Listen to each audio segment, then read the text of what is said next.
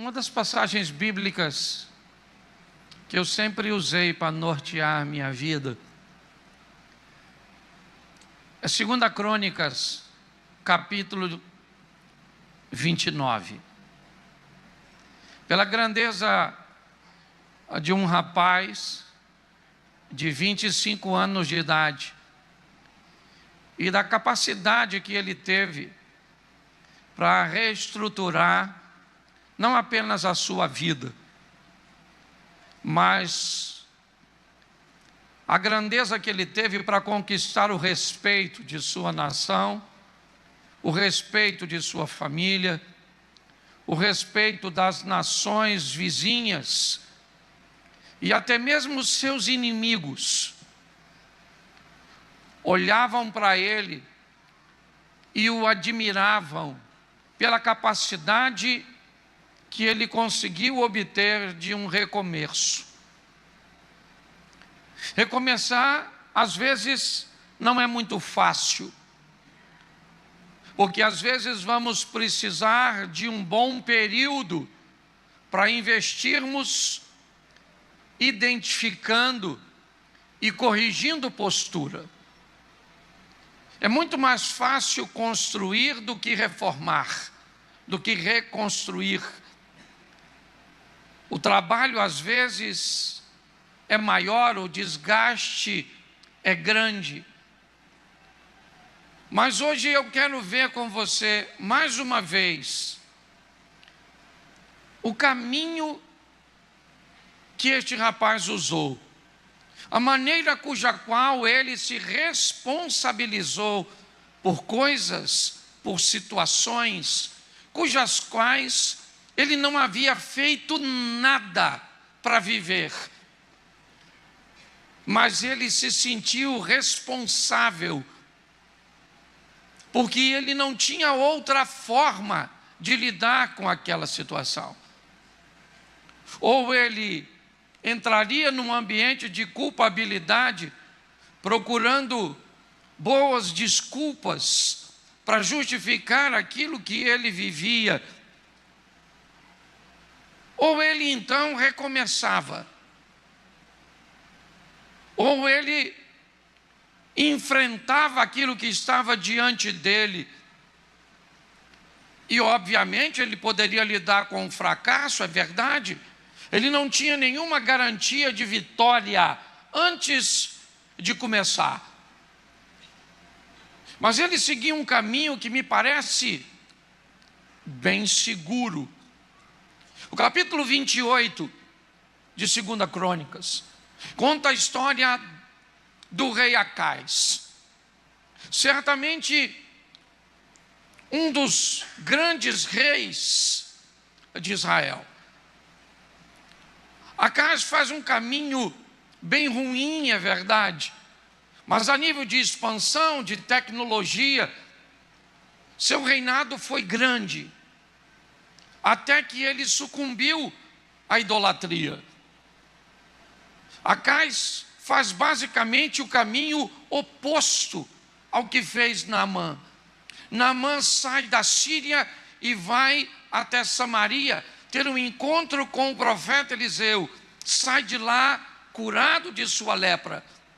Acais faz aliança com o rei da Síria e traz deuses. O Deus que Naamã disse que iria rejeitar, Rimon, é o Deus que Acais quer adorar, porque ele acredita que os sírios são vencedores, porque seu Deus lhe dá vitória. Isso faz com que o reinado de Acais despenque, que a vergonha, que a humilhação, que o caos chegue até aquela nação. Ele morre no finalzinho do capítulo 28. E no capítulo 29, seu filho assume um trono falido, é verdade, um trono cujo qual as pessoas não vão respeitá-lo, um ambiente cujo qual a adoração é praticamente inexistente.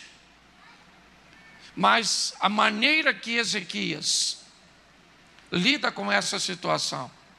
É o que eu quero deixar de exemplo para você hoje.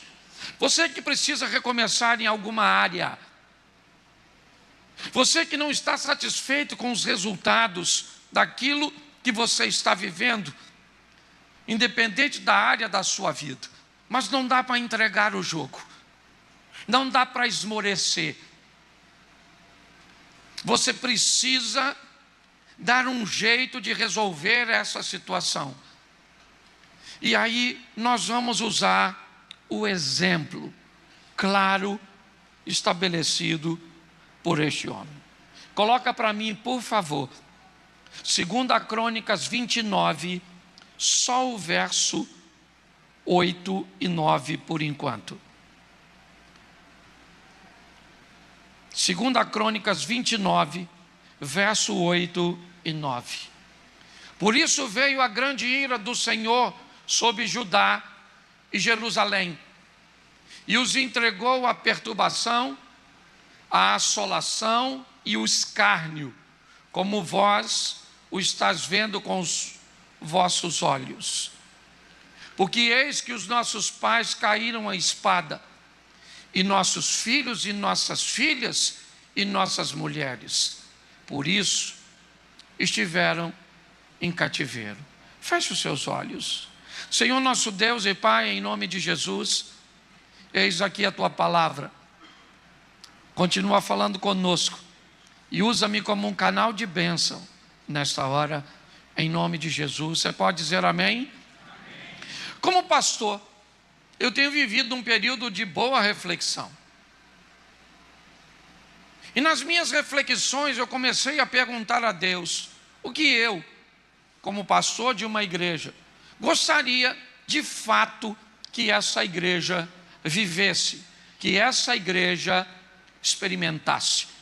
Qual seria o sonho de um líder, de um pastor, para aquelas pessoas que caminham com ele? O que um pastor gostaria de ouvir em torno, certo, da reputação de suas ovelhas, da reputação das pessoas que caminham com ele?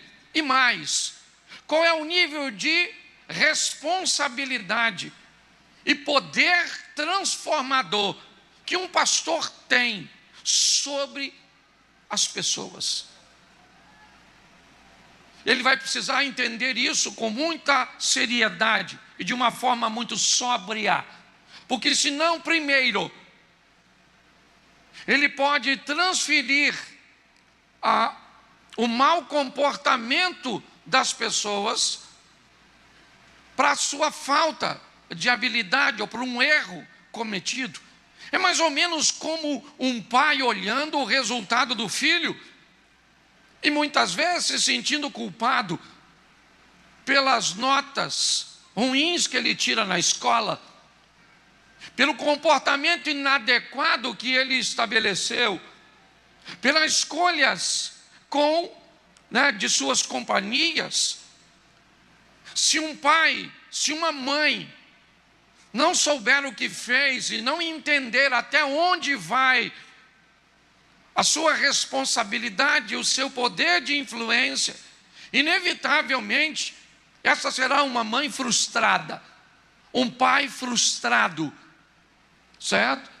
E por que não dizer um pastor, um líder frustrado?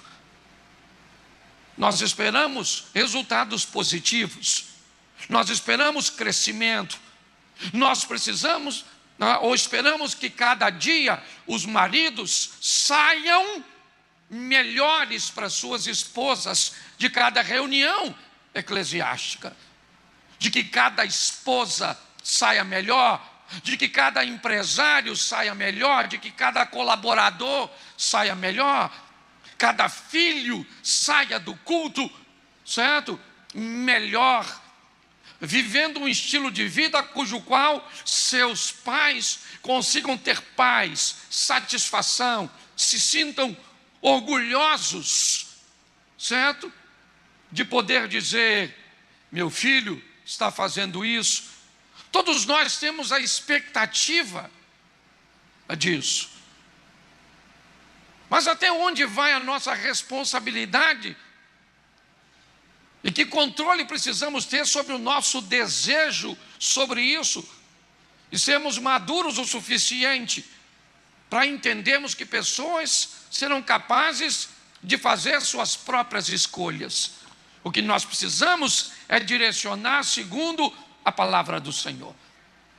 Então nós temos algo precioso nos 2 versículos que eu te mostrei agora. Nós temos alguém que sabe onde está e o que está vivendo.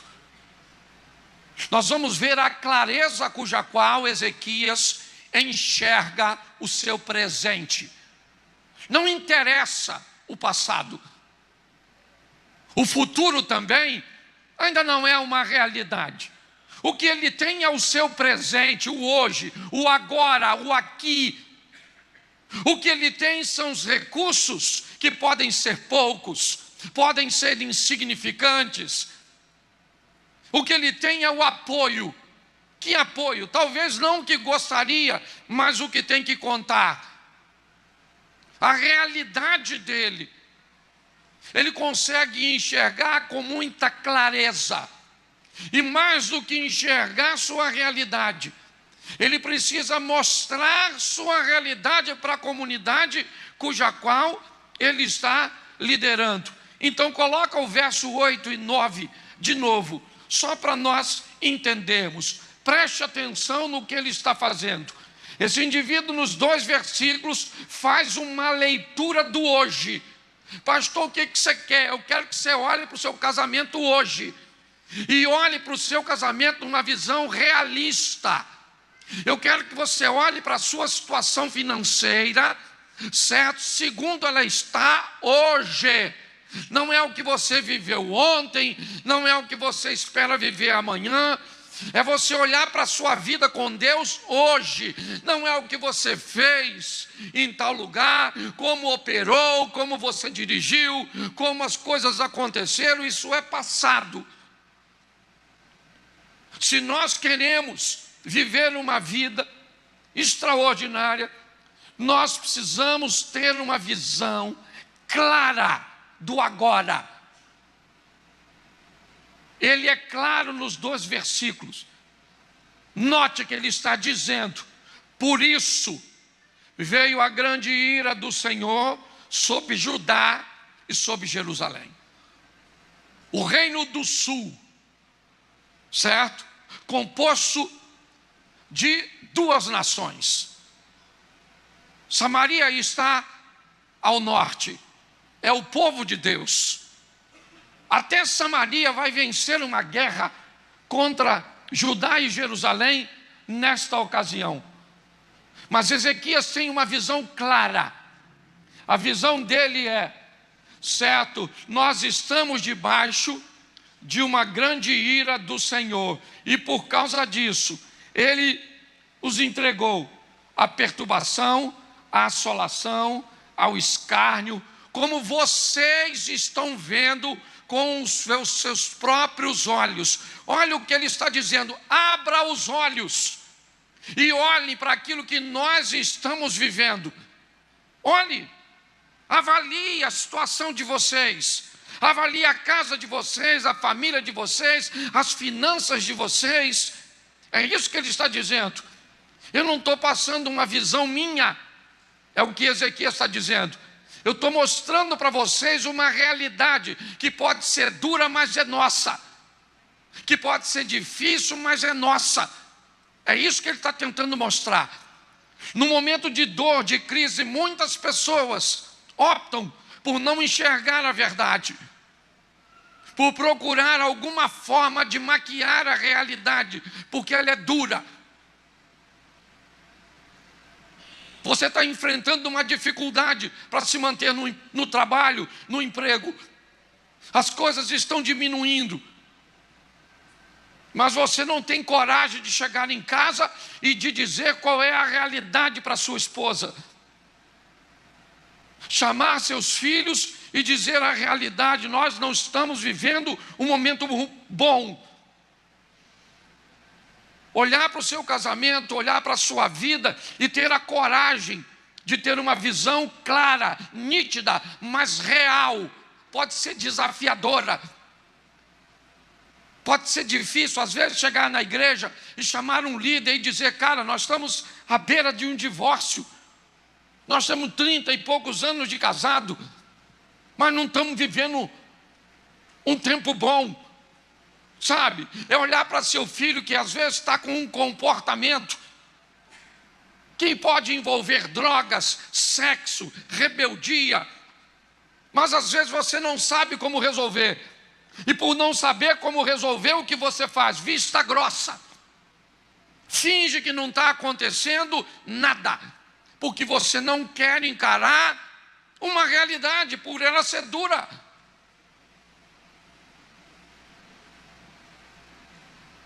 Às vezes você olha, a sua vida com Deus está uma droga. Você vem para a igreja, não sabe nem porquê, mas não tem coragem de admitir isso. Ezequias está dizendo: eu sei onde nós estamos. Põe o verso 9. Porque eis que os nossos pais caíram à espada, e os nossos filhos e nossas filhas e nossas mulheres, por isso, estiveram em cativeiro. Preste atenção, porque ele sabe exatamente onde está. Isso é um bom começo. Mas mais do que saber onde está, é importante você conseguir descobrir o que te levou para essa situação. Porque se você não for capaz de descobrir o que te levou para essa situação, é só uma questão de tempo até você melhorar e piorar de novo, crescer e diminuir novamente. Saber o que te levou para aquela situação, ele já sabe onde estamos. Estamos num ambiente ruim, de humilhação, de perdas, de invasão, de morte, de destruição familiar, de perda de comunhão com Deus. Mas o que foi que nos levou para aquele ambiente? Você sabe o que foi que fez você cometer um adultério? Você sabe o que foi que fez você ficar endividado? Você sabe o que fez você parar de orar? Você sabe o que foi que fez com que seu filho ficasse com esse comportamento? Você sabe o que fez seus negócios caminharem para o que estão vivendo agora? Ah, não sabe não? Então, se você não sabe, você pode até receber a bênção e a ajuda de alguém que vai fazer com que o seu negócio novamente se erga. Mas se você não descobriu o que fez conduzir você para a situação que você estava antes, se prepare, porque é só uma questão de tempo até você viver a ameaça do caos novamente. Você não sabe o que fez seu casamento cair nesse esfriamento, nesse distanciamento? Ah, não sabe? Então tá bom. Então você pode ir a um congresso de família, você pode ir a um retiro de casais, você pode ir a um trabalho de libertação, mas fique tranquilo, porque isso será apenas um paliativo, é só uma questão de tempo até você ser assombrado por aquilo novamente, porque você não é capaz de identificar o que te conduziu para aquela situação. Durante alguns períodos da minha vida, eu fiquei endividado e vivi isso, 3, 4 vezes ao longo da minha vida. Às vezes acontecia algo positivo, ou entrava um dinheiro que eu não estava esperando, ou recebia as férias, ou acontecia isso e aquilo, e de repente a minha vida estava organizada, mas era só uma questão de tempo até ela se perder novamente. Eu não tinha o entendimento do que me levava para aquela situação.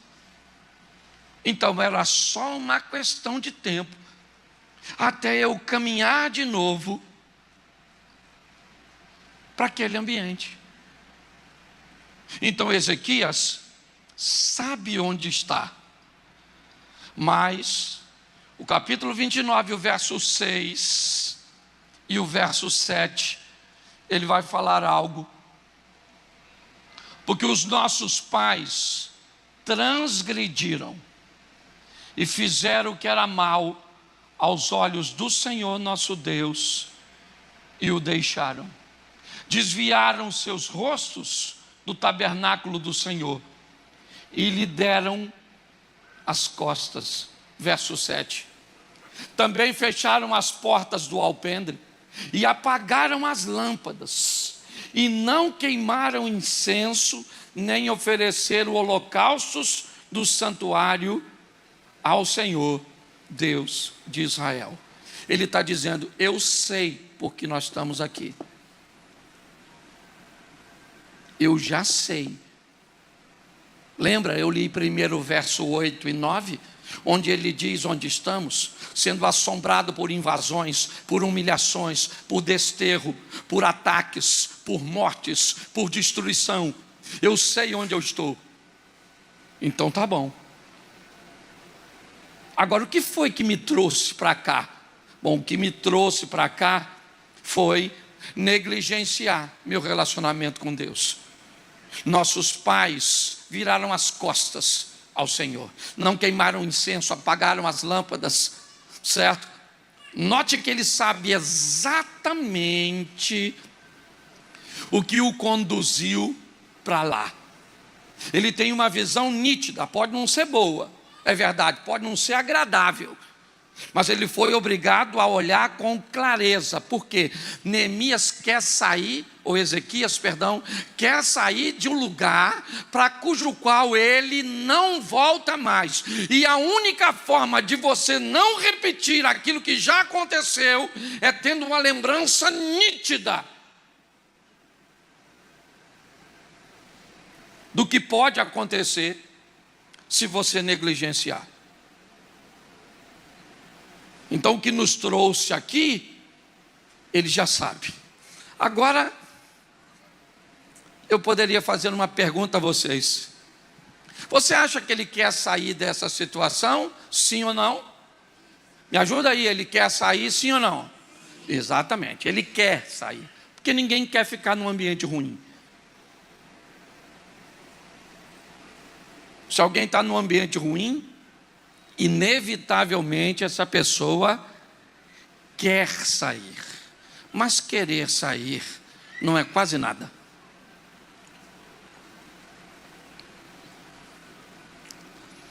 O querer sair é apenas uma fração pequenina que algumas pessoas escutam o tempo inteiro. Para você mudar seu casamento, basta querer. Para você mudar de vida, basta você querer.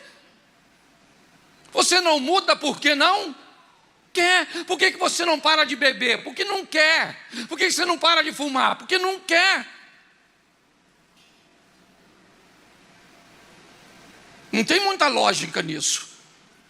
É lógico que as pessoas que querem e que sabem o mal que o cigarro causa, elas gostariam de parar, sim ou não? Mas elas não conseguem. Elas gostariam sim. Então não basta querer. Todo mundo aqui quer ser um servo bom e fiel. Todo mundo aqui quer ser um homem e uma mulher de oração. Todo mundo aqui quer ser uma pessoa próxima de Deus. Então querer, meus irmãos, é muito pouco. E Ezequias sabe disso. Ele sabe onde está, ele sabe o que o levou para lá, Mas ele sabe mais uma coisinha muito importante: querer não vai tirá-lo daquele ambiente.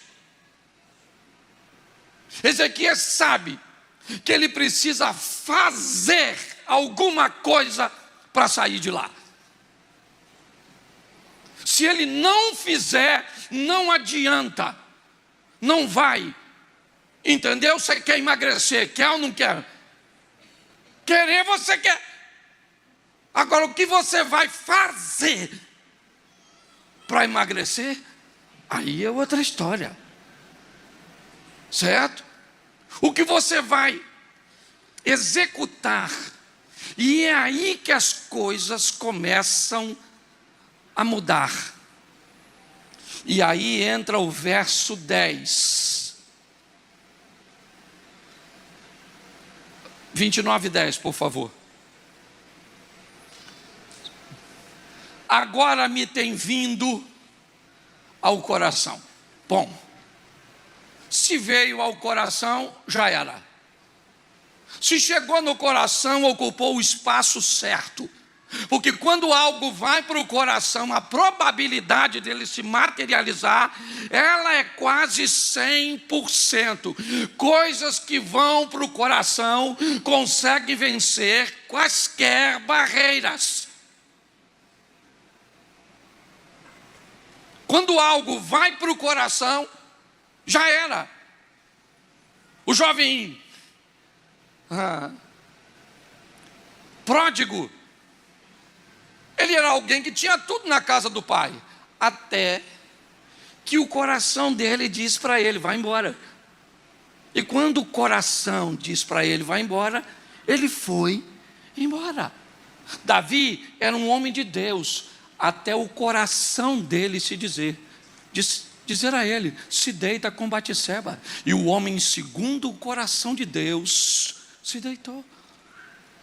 O dia que o coração de Davi disse: mata Urias, ele deu um jeito e matou Urias. Qual é a grande dificuldade?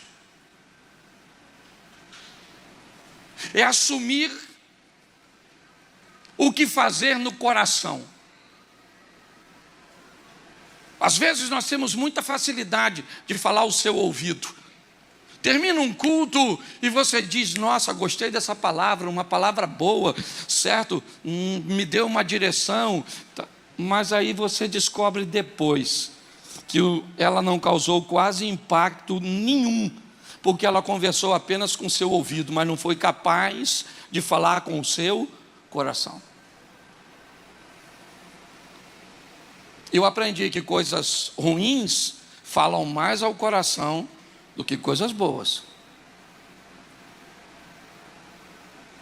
Eu posso falar aqui muitas coisas boas que você vai esquecer, mas se eu for descortês, desagradável com uma situação com você, você vai embora daqui e não esquece nunca mais o que o pastor, como alguém te ofendeu, como alguém te humilhou, como alguém te expôs, porque coisas ruins conseguem alcançar mais espaço no coração do que coisas boas. É assim que funciona. Ezequias é alguém que diz: olha, agora me tem vindo ao coração que façamos uma aliança com o Senhor Deus de Israel, para que se desvie de nós o ardor da sua ira. Por que ele quer fazer uma aliança? Porque os pais dele quebrou uma aliança. Ele já sabe, disse isso nos versículos anteriores. O que nos trouxe para cá foi uma quebra de aliança. O que eu vou fazer? Eu vou acender a lâmpada que meu pai apagou. Eu vou abrir as portas que meu pai fechou. Eu vou tirar a imundícia que meus pais fizeram. Fui eu que fiz? Não. A culpa não é minha, mas a responsabilidade é minha. A culpa é sua, da sua família, 3, 4, ter se divorciado? Não. Mas é responsabilidade sua manter um casamento. culpa sua temos tanto exemplos negativos na igreja e fora dela? Não, mas é responsabilidade sua manter uma vida decente e íntegra ao lado do Senhor dos Exércitos. Precisamos parar de procurar culpados e assumirmos responsabilidades. É ela que vai tirar essa nação dessa situação. Agora me tem vindo ao coração que façamos, preste atenção, me tem vindo para que façamos. Olha bem, não é me tem vindo para que eu vá fazer, não. Me tem vindo para que nós façamos. Ezequias está dizendo, tem algo começando dentro do meu coração, mas que vai alcançar o de vocês. Nasceu aqui, e nós vamos mudar isso. Chega de vivermos um ambiente de humilhação, de invasão, de escárnio. Chega de vivermos um ambiente de descrédito, porque nós vamos ver sair de nós o ardor da ira do Senhor. Tá bom? Mas e agora? Verso 11. Vale a pena você ler em casa depois. Me tem vindo ao coração que façamos. Verso 10. Me tem vindo para que façamos. Então vamos agora. Agora, filhos meus, não sejais negligentes, pois o Senhor vos tem escolhido para estares diante dele, para os servirdes, para serdes seus ministros e queimadores de incenso. Uma conscientização coletiva sacerdotal. Não é povo não, meu irmão. É sacerdote. Ezequias está só conversando com um sacerdote. As pessoas de referência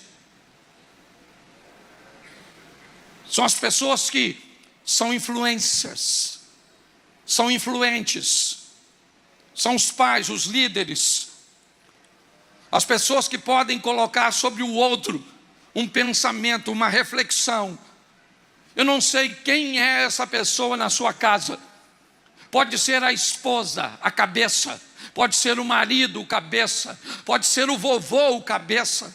Pode ser um adolescente, alguém que vai fazer isso. Alguém que vai levar para o seu ambiente uma conscientização coletiva.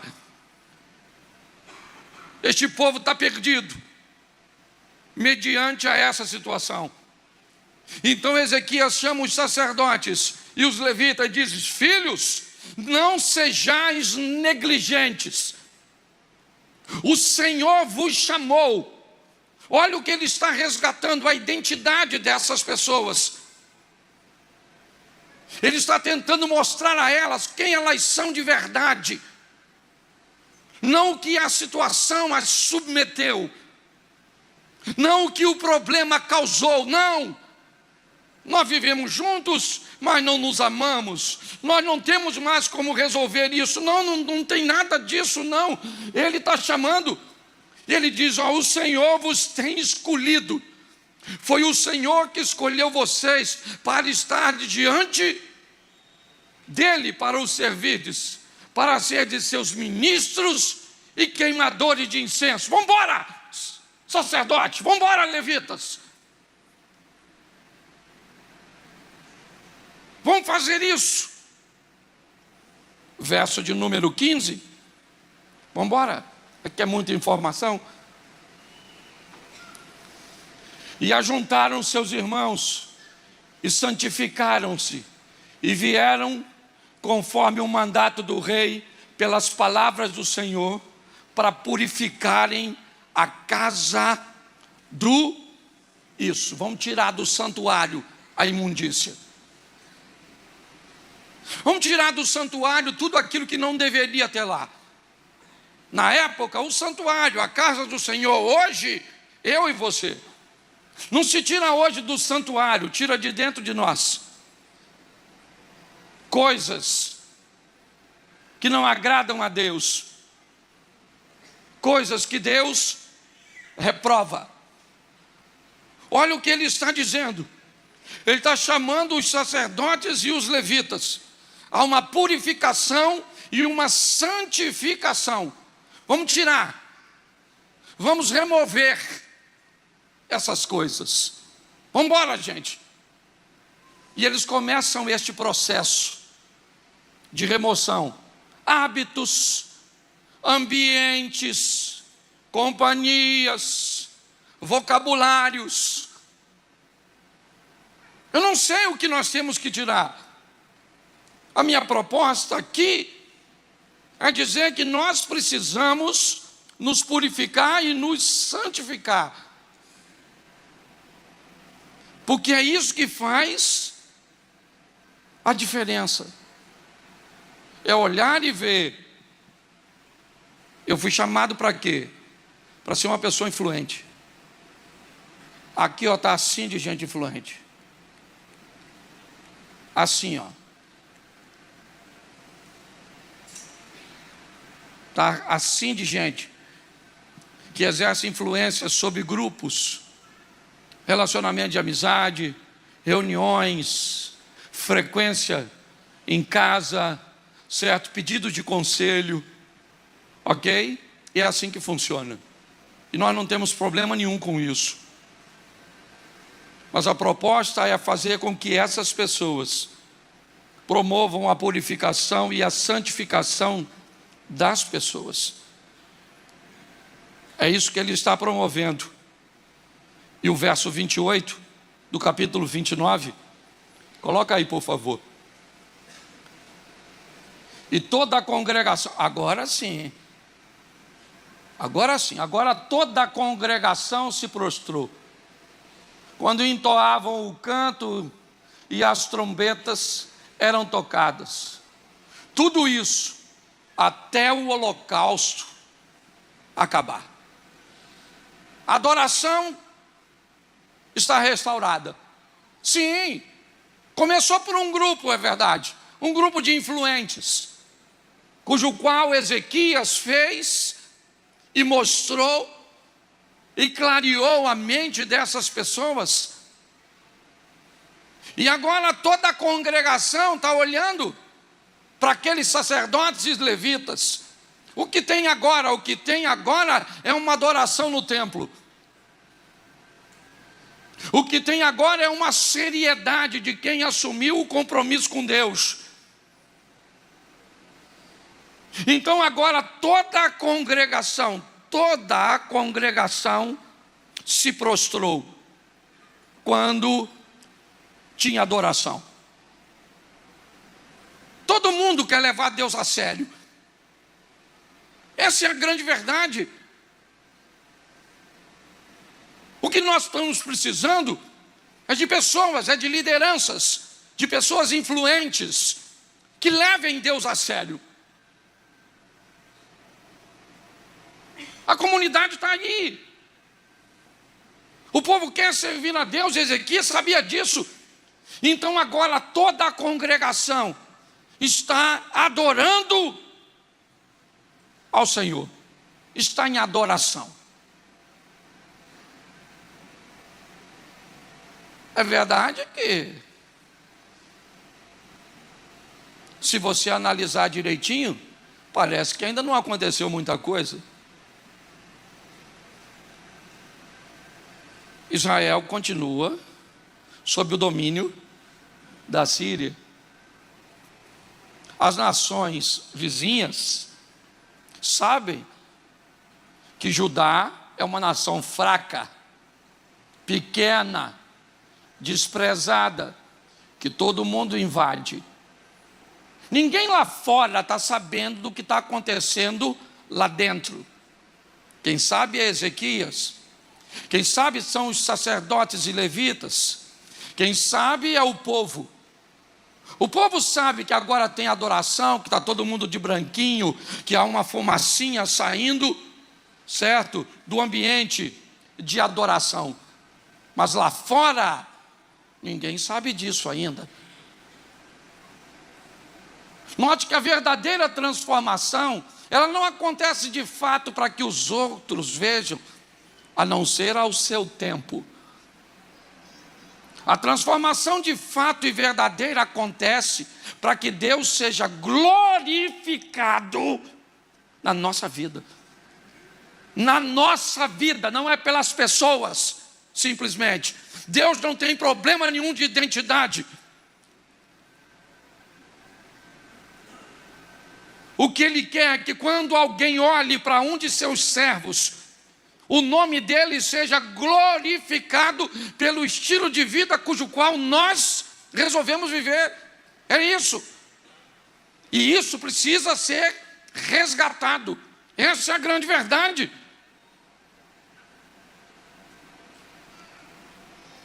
No capítulo 30, no verso 15. Vamos adiantar um pouquinho. Capítulo 30, verso 15.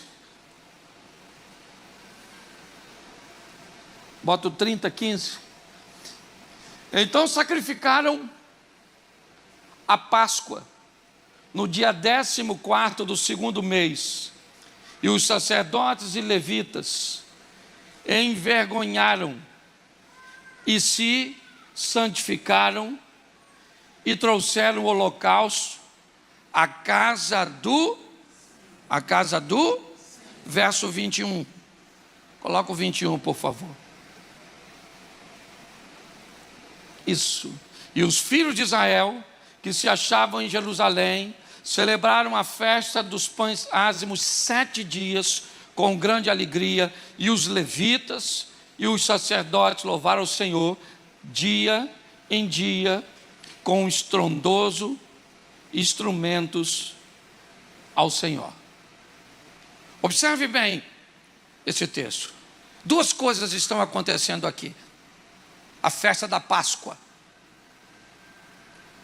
Ezequias pede e é aconselhado a celebrar a festa da libertação, a festa da memória do que o povo já viveu, do que Deus já fez, certo? A misericórdia de Deus através de Moisés e de seu irmão, entrando no Egito, livrando aquele povo com mão forte e poderosa de uma das nações mais poderosas. A festa dos pães ázimos, 7 dias, sem fermento, certo? Sem mistura, algo puro. A pureza, a santidade, a proximidade, o comprometimento com Deus, é o que Ezequias quer mostrar para todos. Todos estão olhando. Eu não sei se as outras tribos vão sair de Samaria, mas pelo menos aquele povo que estava debaixo da tutela de Ezequias está lá. Agora com as lâmpadas acesas, portas abertas, sacerdotes cantando e queimando incenso. Agora o povo louvando, bendizendo e adorando ao Senhor. Ganharam alguma guerra? Não ganharam guerra nenhuma. Receberam algum benefício aparente? Não receberam benefício nenhum. Quem morreu, morreu. Quem se perdeu e pronto. O que eles têm é o prazer do hoje, do agora, de olhar para aquele ambiente e ver uma fumaça dentro daquela casa que simbolizava a presença de Deus no meio do povo. E Deus é o suficiente, pelo menos deveria ser. Só que, capítulo 30, verso 15, estou terminando. 30, 15. Então, sacrificaram. Eu já dei esse texto. Vamos lá. Capítulo 32, verso 1. 32, 1. Preste atenção. Deixa eu recapitular com você. Ezequias olhou e disse: eu estou aqui e não estou satisfeito. Ezequias disse: eu sei o que me trouxe para esse lugar que eu não quero estar. Ezequias disse: querer sair daqui não me tira daqui. Eu preciso fazer alguma coisa para sair. E para sair daqui, eu tenho que fazer o contrário do que fizeram nossos pais. Então eu estou resolvido, mas eu quero a consciência dos influentes. Eu quero e precisamos da purificação e da santificação. Vamos precisar de restaurar a adoração. Então ela está restaurada. Vamos celebrar a Páscoa para mexer na memória de alguns que estão desanimados e se lembrar do que Deus já fez, pois Ele continua onde sempre esteve, no trono de sua glória. Vamos fazer a festa dos 7 dias, certo? Onde vamos nos abster de toda impureza. E com isso, vamos estabelecer o fim da idolatria. Agora não tem mais espaço para Rimon e para nenhum outro Deus. Mas agora vem a hora da verdade. Capítulo 32, verso 1. Depois dessas coisas e desta verdade, veio Senaqueribe, rei da Assíria, e entrou em Judá. Acampou-se contra as cidades fortificadas e intentou apoderar delas. Senaqueribe, filho de Tiglade, chega com uma multidão que era impossível contar. Vai cercar a cidade, vai impor o terror. Depois de tudo que Ezequias fez, não deu tempo de Ezequias fortalecer seu material bélico, não deu tempo de treinar seus soldados, não deu. Ele estava investindo tempo em fazer uma aliança com o Senhor. Ezequias não disse que estava vivendo aquilo porque faltava dinheiro, porque faltava armas, porque o governo era corrupto, porque o ministro da Justiça abusava de tudo. Não era porque o bairro estava numa comunidade desfavorecida, não é porque a economia estava em decadência. Ezequias disse: nós estamos aqui porque Deus foi embora. Se Deus voltar, as coisas mudam. Depois de tudo que ele fez, quebrou os postes, acabou com a adoração, estabeleceu a Páscoa, os pães ázimos, a restauração da adoração, a purificação, santificação, conscientização coletiva. Lá está o maior inimigo.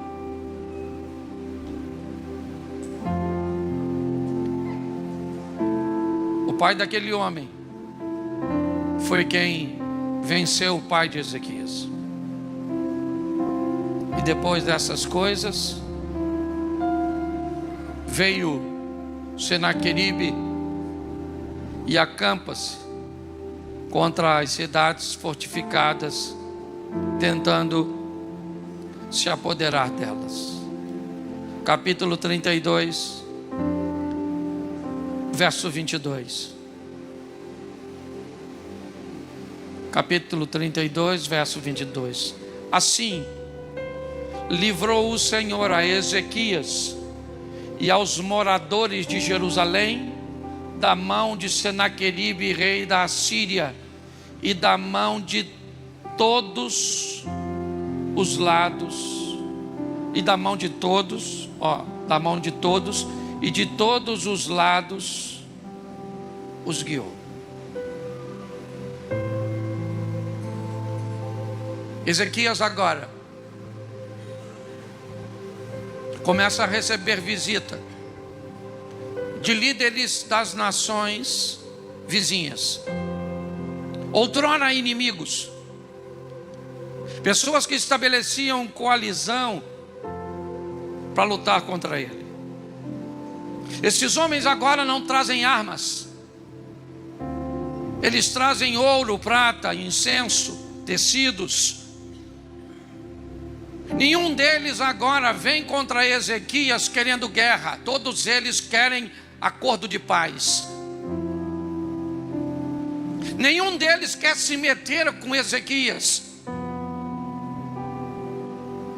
Não é porque Ezequias tem um exército poderoso, não é porque ele tem um general como Naamã, um soldado como Golias. Não. Ele não é temido como Sísera. Ezequias diz algo a seu povo: com ele está o braço da carne, mas conosco está o Senhor dos exércitos. Ezequias está dizendo: a coisa que nós fizemos de mais assertiva foi trazer de volta a presença do nosso Deus, porque o nosso Deus é a garantia de proteção, é a garantia de cuidado, é a garantia de vitória. E agora quem queria guerrear contra nós traz uma bandeira branca dizendo: ninguém aqui quer brigar contigo, porque sabe que Ezequias não é Acais. Acais faz aliança com o pecado, Ezequias faz aliança com o Senhor.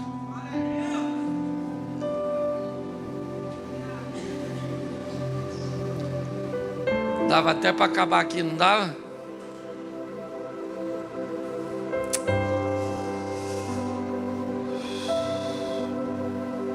Verso 25. Se a Bíblia não tem vergonha de mostrar, não sou eu. Mas não correspondeu Ezequias ao benefício que lhe fora feito, porque o seu coração se exaltou, e por isso veio a grande ira sobre ele e sobre Judá e Jerusalém.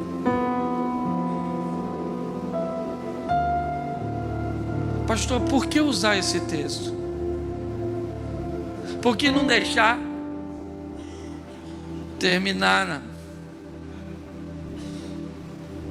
Porque a proposta nos dá um alerta de que você vive com Deus hoje não serve para sempre. A vida com Deus é diária. Conhecer e prosseguir, conhecer ao Senhor. Você viverá de glória em glória. Você viverá de fé em fé. Não interessa o que você fez ou quem você foi. O amanhã não quer saber isso. O amanhã quer saber apenas quem você será. Infelizmente, Ezequias cresceu bastante, prosperou como ninguém. Se não bastasse a sua boa gestão, se não bastasse a presença de Deus, ele ganhou a notoriedade. Ele ganhou a notoriedade. Ele ganhou o respeito. Ele ganhou a admiração. Ele ganhou o medo daqueles que estavam ao seu redor. E não soube lidar com o sucesso. Foi bom para lidar com o fracasso. No fracasso, ele teve um alto poder de recuperação. Cuidado quando você estiver emagrecendo. Cuidado quando você estiver bonita. Cuidado quando você estiver ganhando dinheiro. Cuidado quando você estiver numa posição onde a admiração, o respeito estarão focados em você. Para Satanás, o interessante é te derrubar. Se é te derrubar com o caos, ele vai usá-lo. Se é te derrubar, certo? Dando a você aquilo que a maioria de nós queremos, o reconhecimento, ele teve problema. É verdade. Seu coração se exaltou. A soberba que precede a ruína também alcançou o coração de Ezequias. Esse é um grande alerta nosso, para nós. É obviamente que ele vai se arrepender.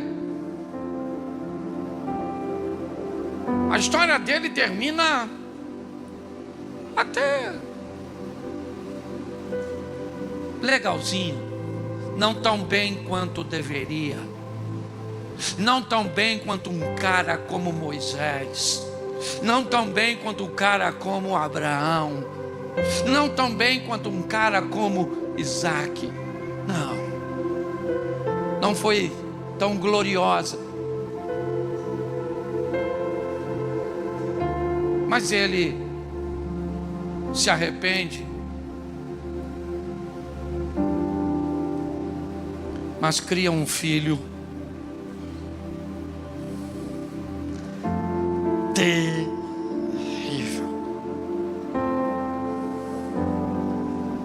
E a fala de Ezequias é que nos mostra a fragilidade de um homem. É mais ou menos como se dissesse assim: tudo bem que tudo isso vai acontecer, mas pelo menos eu não vou estar aqui para ver. Meus irmãos,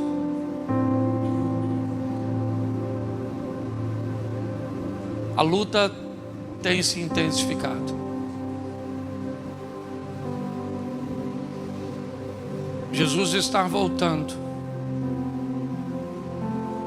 está às portas para vir arrebatar a igreja.